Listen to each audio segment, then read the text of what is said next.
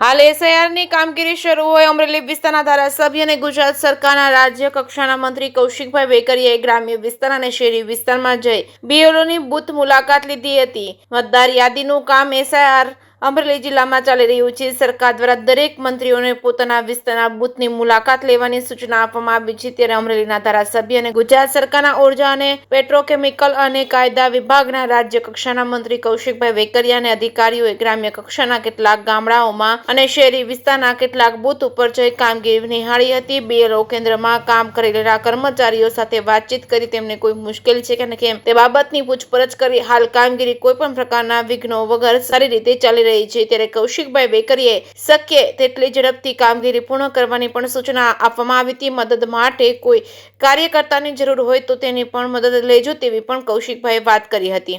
જે કે ગુજરાતી સાથે જૈનિક સુજિત્રા અમરેલી। ખાસ કરીને આજે અમરેલી શહેરની અંદર કેરિયા રોડ ઉપર વિસ્તારના બૂથની મુલાકાત લીધી છે। જે રીતે બીએલઓ કામગીરી કરી રહ્યા છે એમની સાથે પણ ચર્ચા કરી।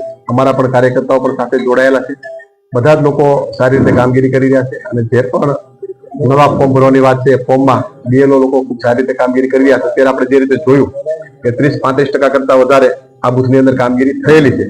આવી જ રીતે અમે અમરેલી શહેરના 10 કરતા વધારે બૂથની મુલાકાત પણ લેવાના છીએ। અત્યારે આના પછી ચિત્તલ રોડ ઉપરના બૂથ ઉપર જવાના છીએ। જે રીતે કામગીરી થઈ રહી છે અને હું તમામ લોકોને પણ વિનંતી કરું છું આપણે બધા સાથે મળી અને એસઆઈઆરની કામગીરીમાં બધાએ પણ મદદ કરવી છે। પોતાના ફોર્મ બધાએ ભરી અને સબમિટ કરાવવા છે। ગ્રામ્ય વિસ્તારની અંદર મોટા માછિયાળા, નાના માછિયાળા 2 ગામની અંદર 4 બૂથની મુલાકાત લીધી। એમાં પણ તમે જોયું જે રીતે લોકો ઉત્સાહ સાથે પણ ફોર્મ ભરી રહ્યા છે અને બીએલઓ લોકો ખૂબ સારી રીતે કામગીરી પણ કરી રહ્યા છે। નહીં, અમે પણ તંત્રને પણ તાકીદ કર્યું છે, એમને પણ વિનંતી કરી તમને કોઈ મુસીબત દેખાતી હોય તો અમારા ધ્યાન ઉપર દોરજો અને અમારા તમામ કાર્યકર્તાઓને પણ કીધું છે કે આપણે પણ બધા સાથે મળીને અમને મદદ કરતા રહેજો।